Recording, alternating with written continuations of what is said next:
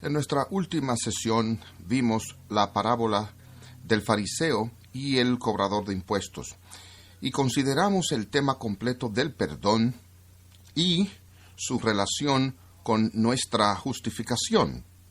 Ahora, en esta sesión vamos a ver otra parábola que también se enfoca en este asunto del perdón y en otro asunto que es un poco atemorizante, yo creo, para todos nosotros.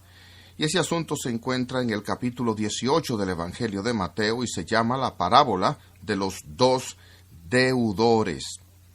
Oigamos esta parábola. Y Pedro se acercó a él y dijo: Señor, ¿cuántas veces perdonaré a mi hermano que peque contra mí? ¿Hasta 7? Jesús le dijo: No te digo hasta 7, sino aún hasta 70 veces 7. Por lo cual el reino de los cielos es semejante a un rey que quiso hacer cuentas con sus siervos. Y comenzando a hacer cuentas, le fue presentado uno que le debía 10,000 talentos. A éste, como no pudo pagar, ordenó su señor venderle y a su mujer e hijos y todo lo que tenía, para que se le pagase la deuda. Entonces aquel siervo postrado le suplicaba, diciendo: Señor, ten paciencia conmigo, y yo te lo pagaré todo. El señor de aquel siervo, movido a misericordia, le soltó y le perdonó la deuda. Pero saliendo aquel siervo halló a uno de sus consiervos que le debía 100 denarios, y haciendo de él, le ahogaba diciendo: Págame lo que me debes. Entonces su consiervo, postrándose a sus pies, le rogaba diciendo: Ten paciencia conmigo, y yo te lo pagaré todo.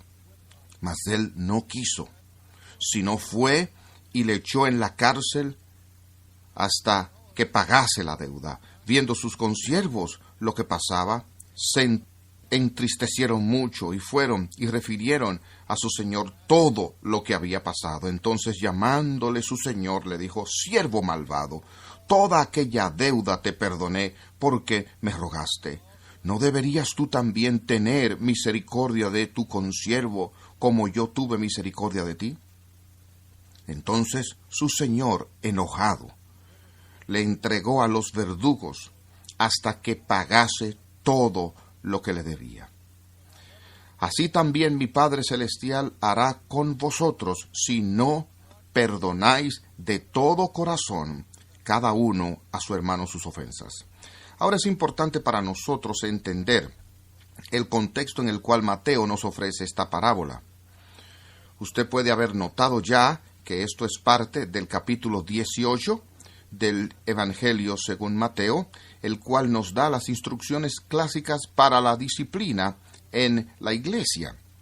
Permítame volver atrás un poco y revisar algo de esto, donde leímos en el capítulo 18, versículo 15, Por tanto, si tu hermano peca contra ti, ve y repréndele estando tú y él solos. Si te oyere, has ganado a tu hermano. Mas si no te oyere, toma aún contigo a 1 o 2, para que en boca de 2 o 3 testigos conste toda palabra. Si no los oyere a ellos, dilo a la iglesia. Y si no oyere a la iglesia, tenle por gentil y publicano. De cierto os digo que todo lo que atéis en la tierra será atado en el cielo, y todo lo que desatéis en la tierra será desatado en el cielo. Otra vez os digo, que si 2 de vosotros se pusieren de acuerdo en la tierra acerca de cualquiera cosa que pidieren, les será hecho por mi Padre que está en los cielos, porque donde están 2 o 3 congregados en mi nombre, allí estoy yo en medio de ellos. Este último versículo, por supuesto, es uno de los más erróneamente usados en toda la Biblia, porque cada vez que nos reunimos para un estudio bíblico, un servicio en la iglesia, apelamos a este versículo. Si 2 o 3 están reunidos en mi nombre, Él está en medio de nosotros. Eso es verdad, por supuesto. Pero el contexto en el cual esta promesa es dada es el contexto de la disciplina de la iglesia, y una de las cosas más difíciles que siempre ocurren en la iglesia es confrontar a una persona en la congregación que rehúse arrepentirse de su pecado. Esto comienza con decir: si su hermano peca, ve y repréndele en privado, háblale de esto. Si la persona se arrepiente, has ganado a tu hermano. Si él rehusó arrepentirse, entonces ve con 1 o 2 testigos. Y si ellos todavía, o si rehúsa él todavía arrepentirse, entonces ve y lleva el procedimiento a la iglesia. Y si aún no se arrepiente, entonces va a ser para ti como pagano. Eso es la receta para la excomunión. Hay solo un pecado por el cual nadie jamás es comulgado en el cuerpo de Cristo, y ese pecado es la penitencia por el pecado que te trajo a la disciplina originalmente. Hay una multitud de pecados que podrían causar que la iglesia se involucrara buscando su arrepentimiento, pero únicamente si tú persistes en impenitencia, puede eso guiar realmente a ser cortado del cuerpo de Cristo. Así que yo menciono que este es el contexto en el cual Pedro basa el tema, de modo que si alguien peca contra Pedro y él va y busca a esa persona y la persona se arrepiente y Pedro lo perdona, entonces Pedro hace su pregunta: ¿cuántas veces perdonaré a mi hermano que peque contra mí? ¿Hasta 7? Y Jesús le dijo: no te digo hasta 7, sino aún hasta 70 veces 7. Tantas veces como se necesite. En otras palabras, cuando yo perdono a alguien que ha pecado contra mí, ¿qué significa perdonarlo? Si yo digo te perdono, este es un pronunciamiento de peso. Cuando Dios te perdona, Él no mantiene ese pecado contra ti jamás. Y si tú pecas de nuevo contra Él, Él te perdona otra vez. Él no dice van 2, porque el primero ha sido ya borrado. Y eso no es lo que nosotros hacemos. Alguien peca contra nosotros, pide nuestro perdón, nosotros se lo damos, ellos lo hacen otra vez, nosotros decimos van 2, lo que demuestra que no lo perdonamos la primera vez, porque si nosotros realmente le garantizamos el perdón, le estamos diciendo nunca más recordaré esto contra ti. Pero Pedro está preguntando, él tiene una libreta de notas y quiere saber cuántas veces tengo que pasar por este proceso. ¿7? Jesús le dice 70 veces 7, Pedro. Y para ilustrar ese punto, él entonces da la parábola. Y él dice: por tanto, el reino de los cielos es semejante a un rey que quiso arreglar cuentas con sus siervos. Y comenzando a hacer cuentas, le fue presentado uno que le debía 10,000 talentos. Quiero que primero ustedes noten la magnitud del peso de esta deuda. La mayor unidad monetaria entre la gente de esos días era el talento. Era una suma extraordinaria de dinero. Aún un simple talento. En todo el reino de Herodes, su ingreso era de 900 talentos. 900 talentos.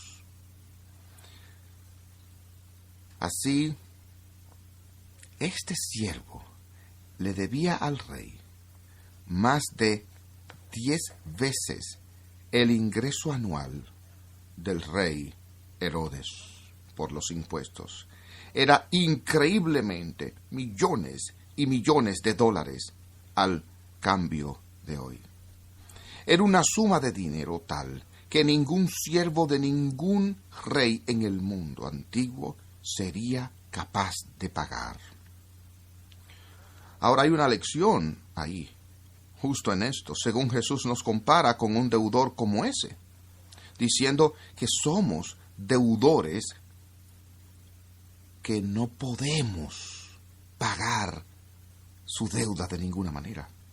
Yo estoy en deuda con Dios. Cada vez que violo su ley, me vuelvo un deudor.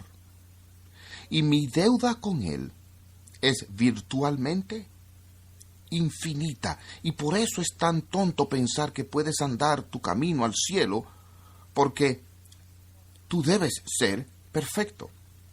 Y si pecas siquiera una vez, no hay nada que puedas hacer para reparar ese pecado, porque ya se te pidió ser perfecto. Así que estamos en esa posición de ser deudores que no tienen ninguna posibilidad de pagar sus deudas. Ahora, este hombre, como el publicano en la última parábola, no tiene nada que dar a cambio.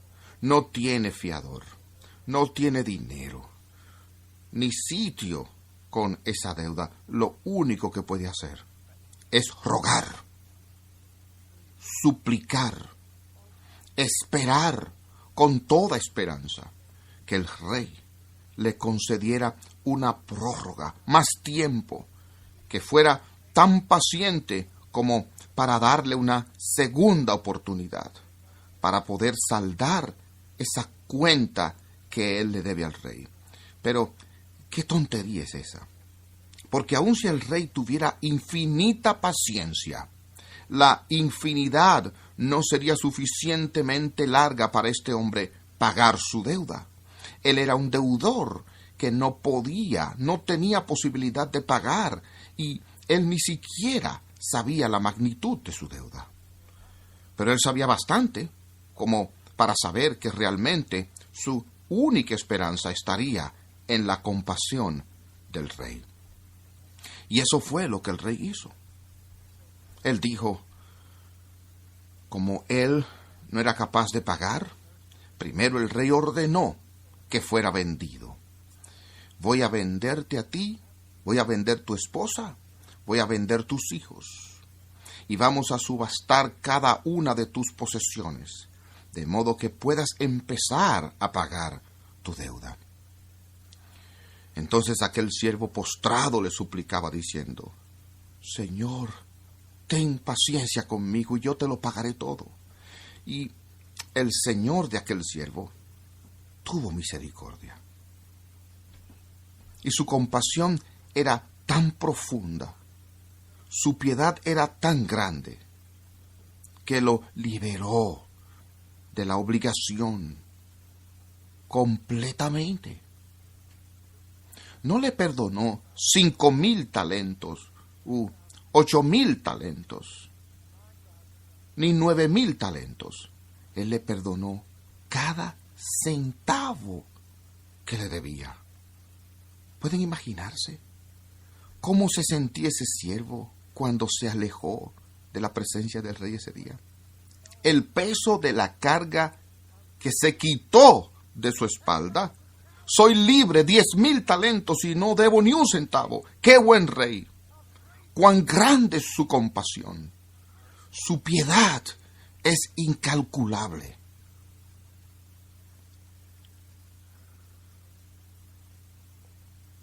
Así, al cruzar por la puerta, él vio a otro de los siervos que le debía 100 denarios. Una miseria. El salario de un par de días que el hombre podría haber pagado muy fácilmente. Pero él demandó el pago y, agarrándolo, le apretó la garganta y empezó a asfixiarlo diciéndole, págame lo que me debes.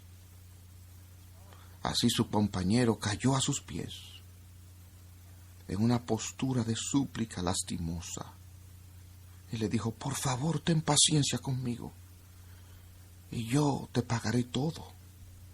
¿No es interesante que Jesús tiene a este segundo siervo usando las mismas palabras que el primero usó con el rey? Ten paciencia conmigo y yo te pagaré todo. Y él no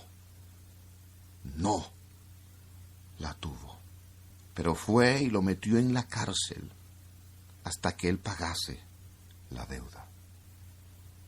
Ahora, este acto intransigente de ingratitud, esta falla de compartir siquiera una pequeña parte de la compasión que el primer siervo recibió del rey, no fue pasado por alto por sus amigos. Ellos lo vieron agarrar al hombre por la garganta. Ellos lo vieron arrojarle en la prisión.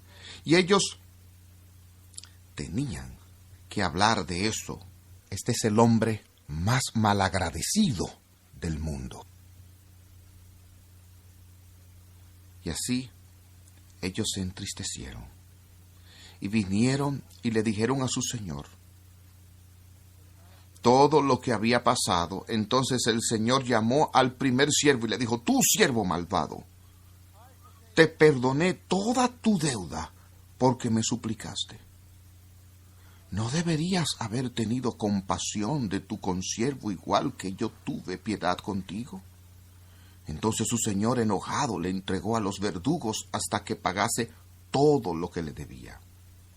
Primero, él fue amenazado con justicia y luego recibió misericordia. Él despreció la gracia del rey, y al desperdiciar esa misericordia, amigos, él tuvo justicia. Esta es una lección suficiente para mantenernos pensando en la gracia de Dios cada día de nuestras vidas. Porque en el momento en que la demos por sentado, en ese instante rechazamos ser un conducto para la gracia real que nos ha salvado. Entonces solo podemos esperar recibir nada menos que la justicia de Dios de sus manos. Y así Jesús aplica la parábola de esta forma, diciendo: así mi Padre Celestial también, así también hará con vosotros si no perdonáis de todo corazón cada uno a su hermano sus ofensas. Ahora, hay mucha confusión y malentendido acerca de la idea completa del perdón entre los cristianos. Yo oigo siempre gente con la idea de que el Nuevo Testamento requiere a los cristianos perdonar a la gente que peca contra ellos unilateralmente, sea que la gente se arrepienta o no. Pero tenemos que dar un perdón incondicional a cada uno que peca contra nosotros. No estoy seguro de dónde viene esa idea. Puede venir en parte del espíritu que fue mostrado por nuestro mismo Señor cuando Él estaba en medio de su ejecución por aquellos que lo despreciaron. Él oró al Padre por su perdón. Padre, perdónalos porque no saben lo que hacen. Ahora, ciertamente, desde ese episodio podemos garantizar por el ejemplo de Jesús que ciertamente tenemos el derecho de perdonar la gente unilateralmente y no requerir arrepentimiento de su parte. Podemos ser tan generosos si lo deseamos, pero eso no significa que sea un requerimiento. Si fuera un requisito dar perdón unilateralmente a cualquiera que haya pecado contra nosotros, entonces la sesión anterior completa de Mateo 18 no tendría sentido absolutamente. No habría disposición o lugar para la disciplina en la iglesia. No habría previsión para ir donde cualquiera y confrontarlo por pecar contra nosotros. De modo que usted no está obligado, si alguien cristiano en su iglesia le roba su cartera o su carro, para entonces decir: bueno, te perdono, hermano, usted tiene todo el derecho de llegarse a él y decirle: tú me has agraviado, devuélveme mi carro, o tú me has agraviado, y pedirle arrepentirse si no lo hacen. Entonces usted sigue el resto de las instrucciones dadas en el capítulo 18 de Mateo, donde trae testigos y así sucesivamente. Así de nuevo, si usted es requerido en cada ocasión para perdonar unilateralmente e incondicionalmente, ese proceso completo no tendría ningún sentido. Pero aquí está lo que es obligatorio. Si usted confronta a su hermano que ha pecado contra usted y él se arrepiente, entonces usted debe perdonarlo. debemos permanecer deseosos de perdonar cualquier insulto, cualquier ofensa que cualquiera nos haya hecho en cualquier momento. Si ellos se arrepienten de ese pecado. Yo experimenté un problema cuando estaba en el seminario y era estudiante y pastor en una iglesia y ofendí a una dama en la congregación. Ella estaba muy enojada y me acerqué a ella y llorando me disculpé, le pedí perdón. Ella no me perdonó. Teníamos un ex misionero en China de 85 años, quien había pasado 50 años en China, 5 años en un campo de concentración, separado de su esposa que estaba en otro campo de concentración. Uno de los hombres más piadosos que he conocido en mi vida. Volví a ver a la señora y por segunda vez lloré y le dije, perdóneme, por favor. Ella no me perdonó, de modo que fui a ver al hombre que era el moderador en la iglesia, el misionero retirado de 85 años, y le dije lo que sucedió. Y él dijo, bueno, cometiste 2 errores. La ofendiste en primer lugar y no deberías haber hecho eso. Tu segundo error fue pedir perdón 2 veces. Cuando fuiste y te arrepentiste y ella rehusó perdonarte, entonces las brasas de fuego estaban en su cabeza, no en la tuya. Y así cuando ofendemos a alguien, estamos llamados a arrepentirnos y pedir perdón. Pero igualmente si ellos nos ofenden y vienen y piden perdón, no 7 veces, sino 70 veces 7. Tenemos que estar listos con la misma compasión que fue manifestada por este rey, quien perdonó a su siervo de multimillones de dólares que él no tenía posibilidad de pagar. El cristiano tiene que ser una persona con un espíritu de perdón, consintiendo los rencores y permitiendo que la amargura crezca en tu vida. Es una de las cosas más destructivas que alguna vez podemos hacer. Y la aplicación que Jesús nos da viene directamente del Padre nuestro. Y perdónanos nuestras deudas, como también nosotros perdonamos a nuestros deudores. Esta es una oración que da terror para orar. Si no estamos ansiosos de perdonar a aquellos que han pecado contra nosotros, no deberíamos esperar nunca que Dios nos perdone cuando pequemos contra Él. Pero como el perdón está en el mismo corazón de la fe cristiana, nosotros, entre todas las personas, deberíamos ser conocidos como la gente que perdona.